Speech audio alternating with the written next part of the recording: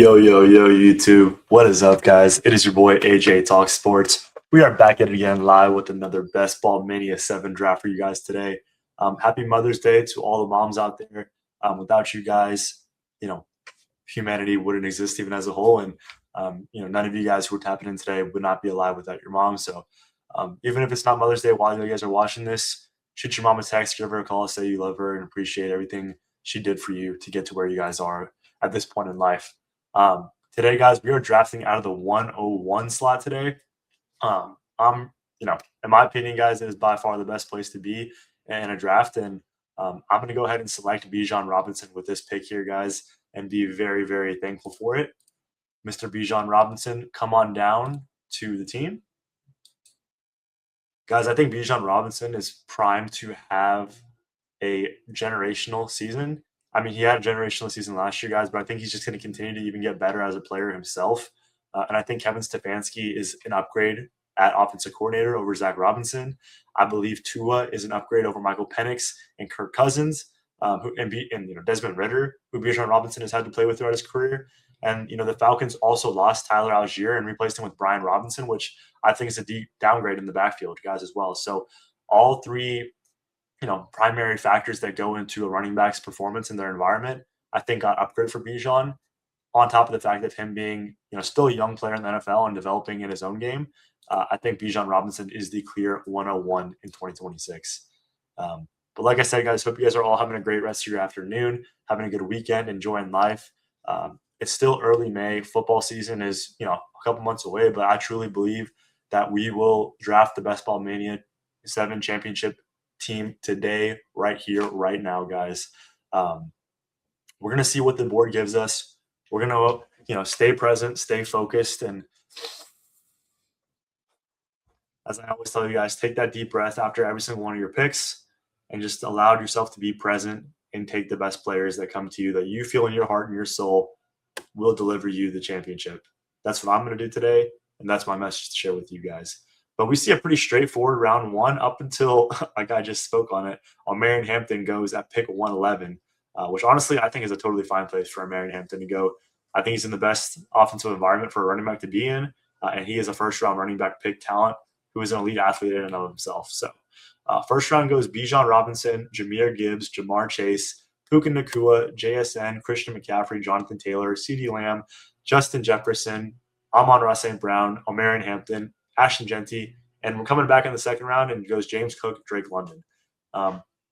We still have about 10 picks until our pick, guys, so I am not even, worried. I'm just going to allow the board to allow us to select who we need to select. We see Devon Achane go, Saquon Barkley go. Pretty straightforward. Guys, I am a bit lower on the Eagles and Dolphins this year than consensus. But as far as, a hot take player that people have been talking about a lot this offseason, I'm going to talk about Kenneth Walker, guys. I am much lower than consensus. I'm much lower than consensus on Kenneth Walker, guys. I believe Kenneth Walker is going to be in a split backfield with Emmett Johnson this season.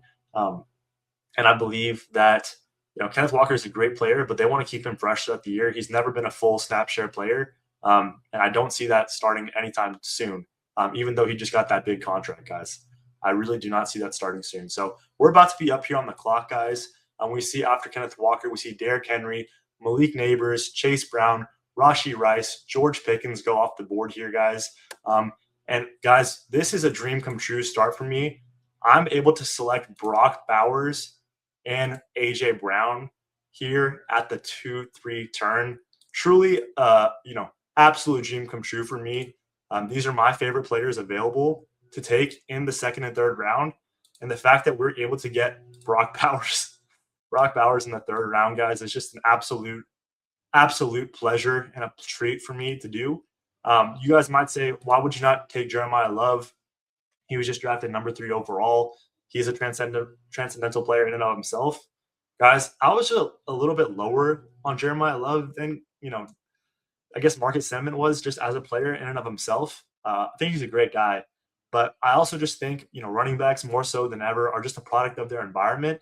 And I am just not looking to invest in the Arizona Cardinals offense in 2026, guys. I do not believe the Cardinals are trying to win by any means. I truly believe they're tanking for a bottom 5 pick in the 2027 NFL draft. And so, down the stretch, I believe Carson Beck will be getting snaps, and I do not want to have, high leverage, high value assets like Jeremiah Love or Trey McBride in the second, third rounds on an offense that Carson Beck is running, running the show. So really, really happy to get AJ Brown and Brock Bowers, guys. This, guys, I would say is my personal, as of May 10th, 2026, my dream start in a fantasy football draft. Bijan Robinson, AJ Brown, and Brock Bowers. AJ Brown, guys, I think is an elite player in and of himself. Obviously, I don't even need to say I think. I mean, we know he's an elite player. And now he's going to get the biggest quarterback upgrade he's ever gotten in his entire NFL career and going to be playing with Drake May come June 1st. And as soon as that happens, I think this range is going to be right where AJ Brown goes for the rest of the draft period, if not continue to move up and surpass Malik Neighbors and so on and so forth. So very, very pleased to get AJ Brown. And if we didn't take AJ Brown, guys, we would be looking at a reach on a wide receiver. So very, very happy to do so. And now that gives us the optionality to take Drake May around pick 72, 73, if he were to come back to us, guys. All things considered, which hopefully he will. But like I said, we'll just continue to take those deep breaths, guys, after we make every pick, and just let the draft board speak to us on who we can select. So we see here around the 3-4 turn, Ladd McConkey, Zay Flowers, Devontae Adams, all players I'm fans of, Chris Olave, Javonte Williams, Emeka Egbuka off the board. Any other kind of weird picks or anything of note? I guess you can say Devontae Smith is a little bit of a faller. We've been seeing Devontae Smith sometimes go ahead of AJ Brown, which is pretty crazy. We see Colston Loveland go at pick 43. I've been seeing him go, honestly, a little bit later, more so than usual, which I'm kind of shocked by because I do believe Colston Loveland is just generational, transcendent player in and of himself. I was really hoping to get Luther Burden, guys, but no worries. There's still plenty of talent on the board for us to select at the 4-5 turn. Just looking at what we can do here. Travion was another guy that I was looking into. So was Jalen Waddle. We're going to go ahead and most likely select Jameson Williams and possibly David Montgomery on this team, guys. Or Rome Odunze, guys.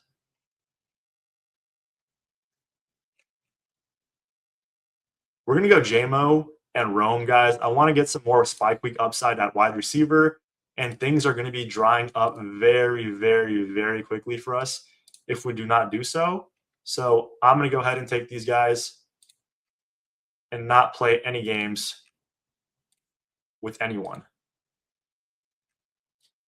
You can look at running back guys and say, why don't you take Cam Scadaboo, David Montgomery, who are just great volume bets to get pretty much all the carries on their team. Guys, I just don't see David Montgomery being able to sustain a workhorse level. I guess you can say workhorse level load at this point in his career. He's getting up there in age. He's had a lot of miles on his body, and I just don't think that's opportunity for him to be successful in.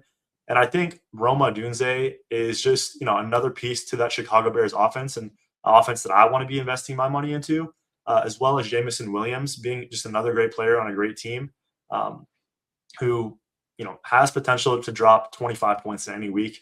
And those are the kind of players that I want to get, especially at wide receiver, understanding that we have Bowers and Bijan anchoring our running back and tight end room, that we just want to build that out at wide receiver and get as much upside as we can at those positions. So coming back on the turn, guys, I am going to look to select Caleb Williams or Drake May or Parker Washington, given on what could possibly happen here for us at this turn. But those are going to be my three highest selections of players in that order, I guess you can say, of who I want to take. Just given that we do have Rome and we do have AJ Brown, so stacking them up with their respective quarterback obviously is ideal. Let me pull up the big board for you guys to show you what is going on. Pretty straightforward draft here, guys, for the most part. No big reaches. I would say I had the biggest reach here in the 5th round, taking Rome Odunze a little bit early, but I think he's just in a better offensive environment than all of these guys. And there is a world where, he is I would not say leading receiver on the Bears, but um, he can drop 100 yards and a touchdown in a critical playoff week, guys, which is all we're really looking for from our wide receiver 3, and that's really that's a really nice thing to say. So we're gonna see what else comes here. We see at the 5-6 turn, Carnell Tate, Jordan Tyson, Bashal Tootin, Joe Burrow, unstacked Joe Burrow. Be that as it may, we see this guy take his 4th running back in DeAndre Swift. It's possible that Caleb Williams goes to the Colston Loveland and Luther Burden drafter guys, which I would totally understand. It would be tough pill for me to swallow, but I would be happy still to take Parker Washington and Drake May at the turn, and potentially taking Justin Herbert here a bit earlier than ADP to potentially set up a Charger stack, guys. Potentially set up a Charger stack. But we're going to go ahead and see what the board gives us and not play favorites on, what could happen or not.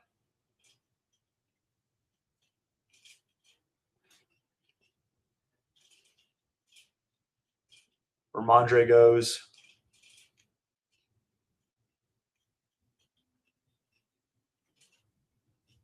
Chuba goes. Looks like we're going to be able to get Drake May and Caleb Williams, guys, which is pretty nuts.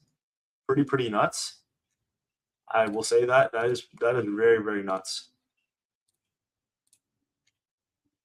Yeah, we're going to be able to get both of them. I'm trying to decide, do I want them over Parker Washington? I think I do. Guys. So we're going to go ahead and select Caleb Williams and Mr. Drake May, which I feel amazing about, guys. Taking 2 elite quarterbacks right around their ADP to stack up with Rome and A.J. Brown. Absolutely beautiful. Guys. Justin Herbert is also another one of my favorites at quarterback, but considering we already have Rome and Drake May, guys, I don't see the point in reaching on a Herbert at any, this point in the draft when, Caleb and Drake have just as much upside in any given week. And there is a non-zero chance Herbert comes back to us, but I, would bet my bottom dollar that the guy at the 112 will be taking Herbert at pick 84 or 85. So no worries on that whatsoever. But looking at what we want to do for the rest of this draft, guys, given that we have 2 elite quarterbacks, an elite tight end, I think an elite wide receiving core, and we can really kind of let the board come to us and just take best player available. And so that's what I'm going to do. And there's no reason to even kind of worry about who we want to take next, but we'll just see what the board gives us, given how well and how nicely this team has turned out so far for us, and how blessed we've been for the board to be, fruitful for us and give us our selections, guys. The only other players I would consider taking, or I wish I could have gotten, were potentially Luther Burden and Loveland, but I'm more than happy to get Rome on this team. He does have spike week potential and can pop off in any given week, just as he was doing it earlier of the first part of last season. And he is in a kind of big year for Rome, year 3 for him, and he will be looking to get a contract extension this following summer in 2027. So I know for sure he wants to have a big year to get that contract. We do see Justin Herbert go here at pick 85, guys, to the Ladd McConkey drafter. Very expected. Pretty nice team from this guy, Goat Napped, Genty, Cook, Devontae Smith, Ladd, Tate, Tyson, Sutton, and Mr. Justin Herbert. I cannot hate on that whatsoever. So we're going to be up here on the board in a bit, guys. I definitely would like a running back with some juice and some upside. That would be Blake Corum. I also would like another wide receiver with some juice and upside and can provide some nice spike weeks, which is, counterintuitive, but it is Quentin Johnston, guys. I want to get a piece of the Chargers offense if possible. And I like Quentin Johnston, despite what the haters want to say about him. So we'll let the board just tell us who we're going to take here.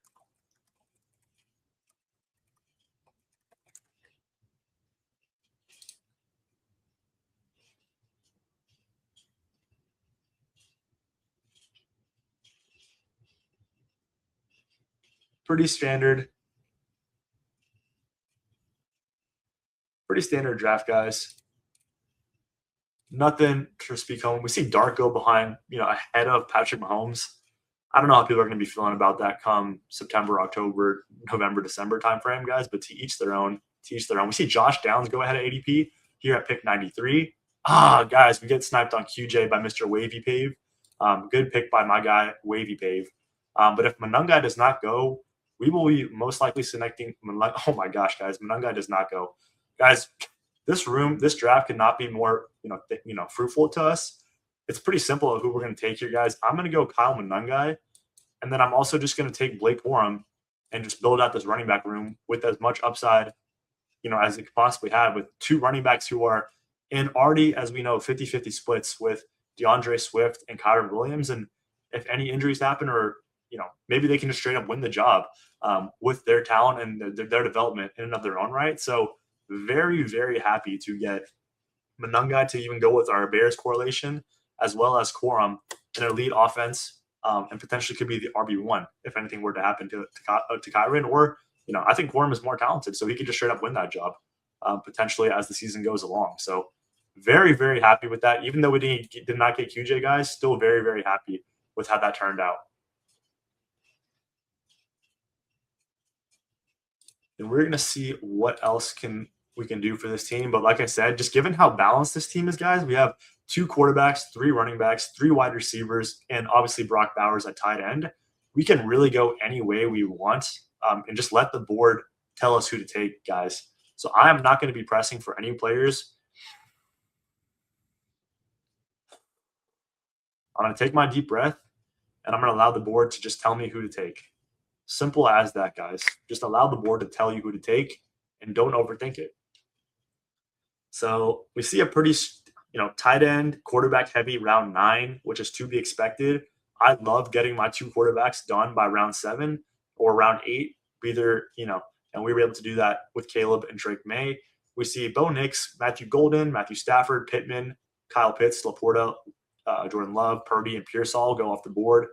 Guys, Manungai finished 2025, honestly, as the lead back for the Bears, and Corum was really starting to take it over for Kyron Williams, especially in the playoffs for the Rams. So very impressive stuff from both Corum and Manungai. To be able to get them at pick, the 8-9 turn is really, really, sweet in my opinion, guys. So I'm really happy to do that and take them there. We're going to see what the rest of the board gives us. I'm very open to really anything. Like I said, guys, whether we get a receiver, whether we get a running back, we're just going to take whatever the board gives us. We see J.K. Dobbins and Chris Rodriguez go at the 9-10 turn. I am higher than consensus on Chris Rodriguez, guys. I do believe he is a, Manungai level talent for what that's worth. And I do believe he is kind of a high success rate running back who's going to get those, 3 to 4 to 5 yards every carry, which is just very valuable for an offense who's looking to generate positive EPA.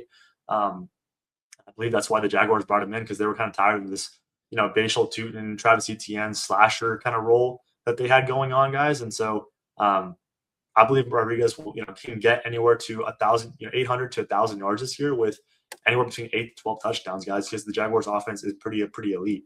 So we see Xavier Worthy, Wan'Dale Robinson, Casey Concepcion go off the board. I do like Casey Concepcion as a player, guys. I do think he needs to develop a little bit more as a wide receiver. And also the Browns offense this year is just very uninspiring. So I'm not very high on Casey Concepcion as a fantasy football asset this year. But as far as dynasty goes, dynasty goes, I would be investing in Casey Concepcion and allow him to just develop as a player and allow the Browns to bring in an offensive, quarterback to really be able to, get that offense moving and, running along smoothly. So we're about to be up here on the clock here, guys. For me, given our team, Oronde Gaston is looking very beautiful for this team, guys, as our tight end 2. Gaston showed a lot of upside with his potential last year. And, guys, I mean, in that offense, he can smash this year, absolutely smash. As far as other potential players, guys, it's between Gainwell and Jonathan Brooks for me, potentially, guys. I am honestly leaning Jonathan Brooks, given that, Bucky Irving and Sean Tucker are there for Kenneth Gainwell. And I don't even really believe in the Buccaneers offense after they lost Mike Evans. So I'm going to go ahead and take Jonathan Brooks here at pick 121. And I believe Jonathan Brooks is a player that can rise heavily over the entire summer. And, with more training camp reports, more clips of him looking explosive with his potential, we can see him rise all the way up into the Rico Daddle. I mean, he could obviously flip Chuba Hubbard straight up by the end of the summer, guys. And I mean, there is a world where we can see Jonathan Brooks going in the 6-7 turns potentially, guys. Um, and I think he has the talent to do that. And it's just a matter of him continuing to build strength in that leg and that knee and getting there, guys. And I don't really see a world for Kenneth Gainwell to get there. So given that we are drafting in May on Mother's Day, like I said, shout out to all the moms. Uh, Jonathan Brooks was just a pick for me, guys. And not to say I don't like Kenneth Gainwell. I think Kenneth Gainwell is an absolute stud. I was a massive fan of him. Massive fan of him coming out of Memphis back in 2021 during the COVID season. But in that backfield, I think it's going to be a three-way committee between Kenneth Gainwell, Bucky Irving, and Sean Tucker. And so anytime that you see a three-way committee at running back, guys, just go ahead and take the cheapest guy and take Sean Tucker in the 17th or 18th round of your drafts. I think he's just as talented as Kenneth Gainwell. And, he might not get, Kenneth Gainwell's up here because he got the nice contract, but just take the values that come to you guys. So we still have just three receivers through 11 rounds, guys, which you might say, don't you feel uncomfortable about that? I mean, what are you going to do at wide receiver? Guys, I do feel, okay about, not being stacked at wide receiver because we do have AJ Brown, Jameson Williams, and Rome Odunze. So and both of them are stacked up with Caleb and Drake May. So I feel very confident in our wide receiving room and our big three that we have there. And you see, as the board, we were interested in taking Quentin Johnston, Josh Downs, but they just didn't come to us, guys. So there was really no reason to force reaching on, any players. And I was more than happy to take the running backs and Aranda Gadsden around ADP or past ADP for all these guys. Like, as you see, we got Manungai, 7 picks past ADP, Quorum, a pick past ADP, Jonathan Brooks a little bit early, but I think, like I said, he'll be a massive riser this summer. So very happy. And Aranda Gadsden right at its ADP. So very happy with the values that we've gotten here and the team that we built out. I will ideally like to take 2 receivers here at this turn, given who could be available. Stephon Diggs is interesting. Jawan Jennings, I guess, could be pretty interesting. But we will see, guys. We'll just see who comes to us and take the best players available.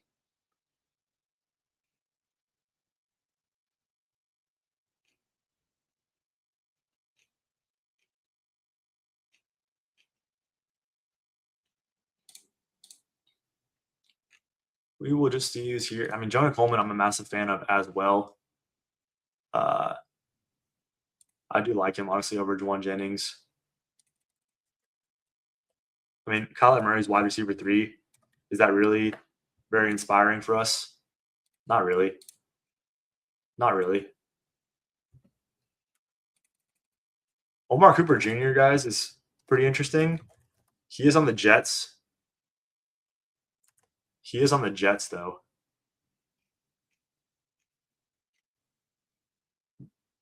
I'm going to go ahead and take Jonah Coleman and Stephon Diggs, guys.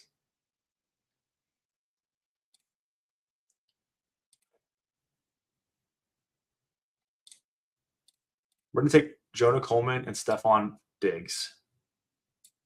And I think that's totally fair. You guys might say, why would you not take Omar Cooper? He was a first-round pick at wide receiver.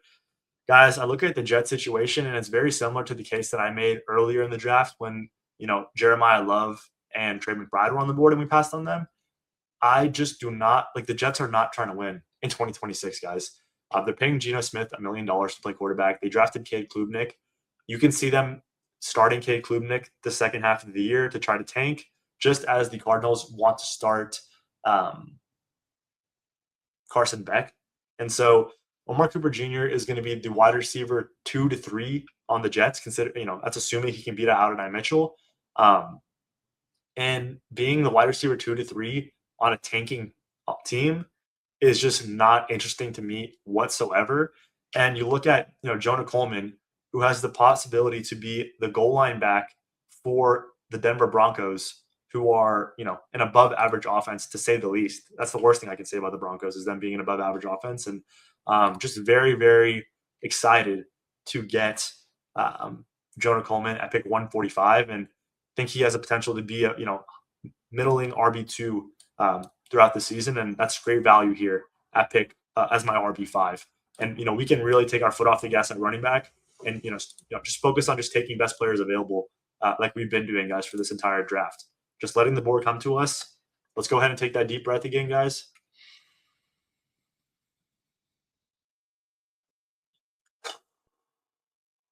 Take that deep breath, reset your mind, allow the board to come to you. We're going to be up on the clock here in about 10 picks. No one is, popping out to me, tremendously. Mendoza is mildly interesting, guys. I know we already have Caleb and Drake May, but, we have Bowers. If Trey Tucker is there, we could build out a nice potential Raiders build. As far as other wide receivers, guys, nothing really standing out here, to me, and speaking to me heavily. I do want Zachariah Branch later in the draft to pair with Mr. Bijan, and I do want Demario Douglas, who I'm a massive fan of, to pair up with Drake May. But I believe we can potentially take these guys at pick 192 and 193. So, okay, Fernando Mendoza, guys. Fernando Mendoza goes, guys. So actually, I'm probably going to take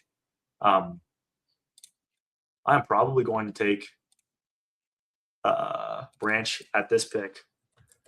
What is there to say about Isaac Tesla, guys? I mean, is there anything to say about him?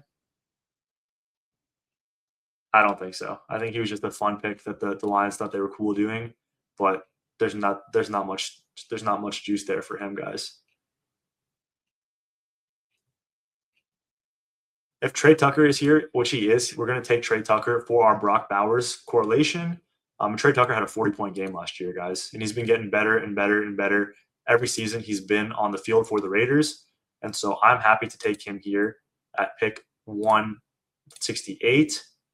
And as far as other players we could take, guys, I am very interested in Emmett Johnson, another player I'm extremely high on, and I do not believe will be there at pick 192, and Branch could be there at 192. So we're going to take Emmett Johnson and potentially solidify our running back room at this point in the draft.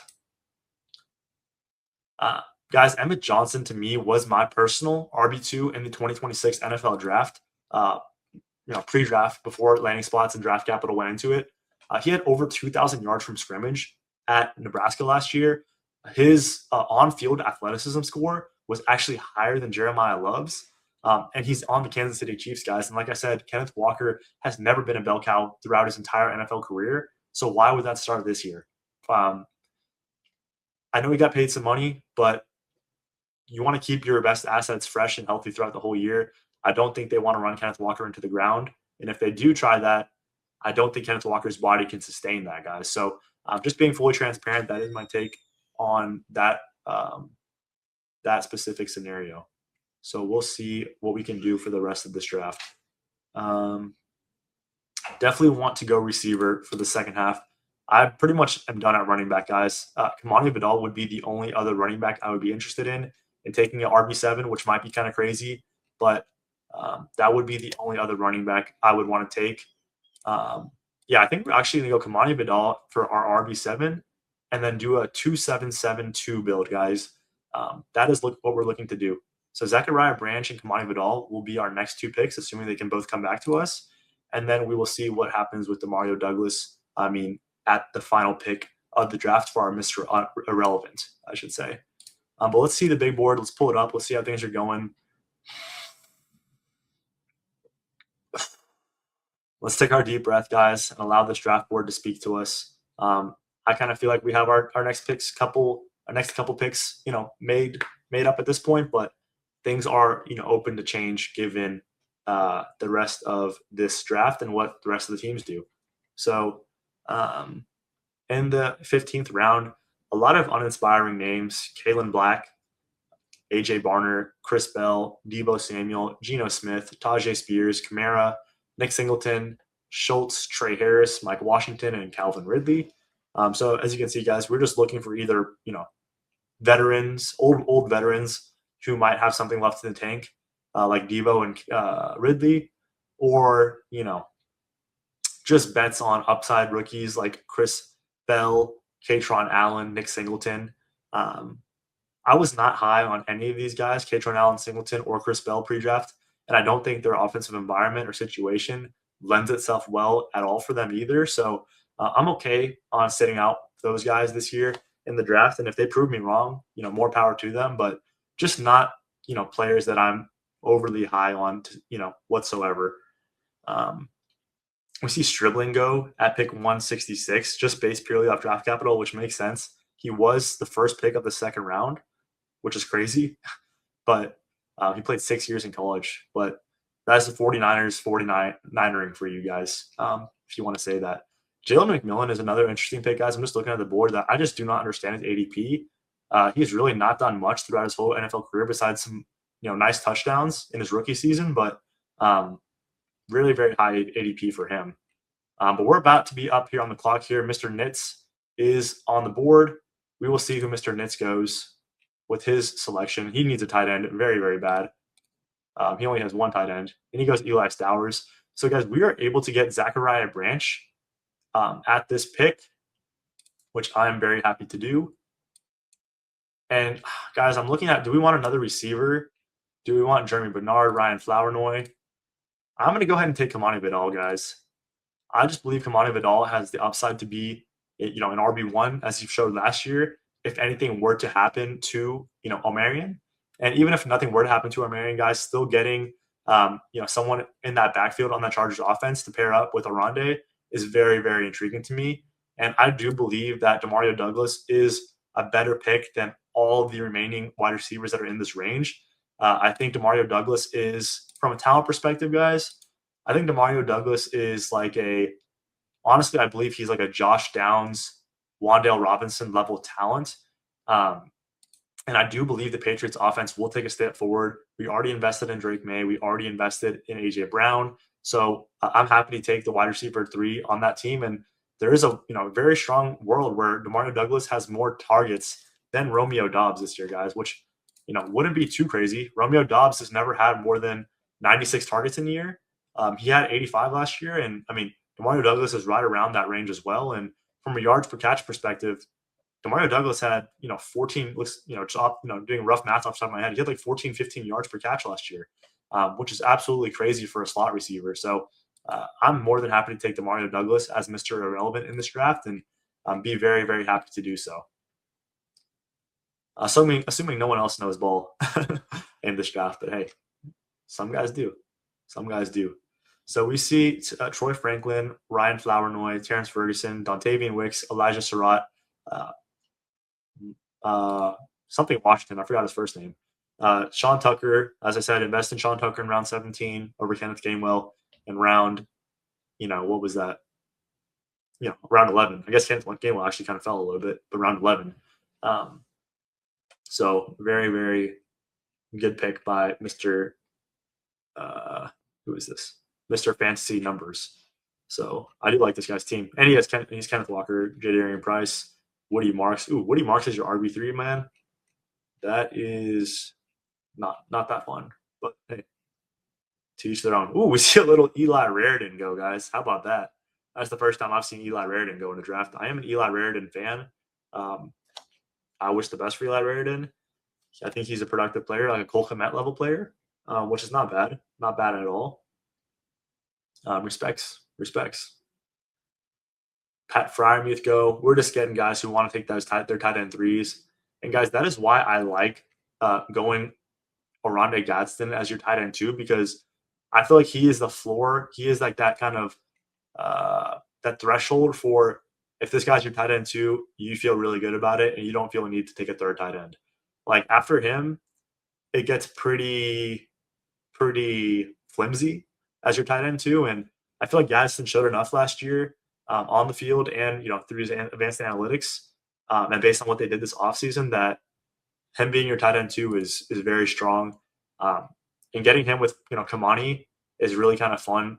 Really, really the cheapest way actually to get pieces of that Chargers offense, guys. And so we're about to be up on the clock here for the final pick of the Best Ball Mania 7 draft here on Mother's Day. And we're going to see Le'Veon Moscow, guys. Wow. We're going to be able to take Demario Douglas to finish off and cap this team off, guys. an absolute masterpiece of a draft, if I do say so myself, and a team that I believe will be the best Ball Mania 7 championship roster. Really, really happy and blessed to be able to draft this team. Um, this draft is on Mother's Day. I'm dedicating this draft to my mom for supporting me throughout everything in my life. And to review this team one more time for you guys is Bijan Robinson, AJ Brown, Brock Bowers in the third round, Jameson Williams, Rome Odunze, Caleb Williams, and Drake May to stack up with Rome and AJ Brown, Kyle Monungai to build out the Bears correlation, Blake Corum, Oronde Gadsden, Jonathan Brooks, Jonah Coleman, Stephon Diggs, Trey Tucker to build out with a little bit of Bowers correlation, um, Emmett Johnson, Zach Branch, Kamani Vidal to pair up with little Bijan correlation, Kamani Vidal, first on the Mary, Oronde Gadsden correlation, and then finally the final piece of the team, Demario Douglas, stacking up with Drake May and AJ Brown. Guys, this is honestly, I would say, probably my favorite draft I've ever done this offseason. Really had a fun time drafting this team. Hope you guys had a fun time watching. Until next time, peace.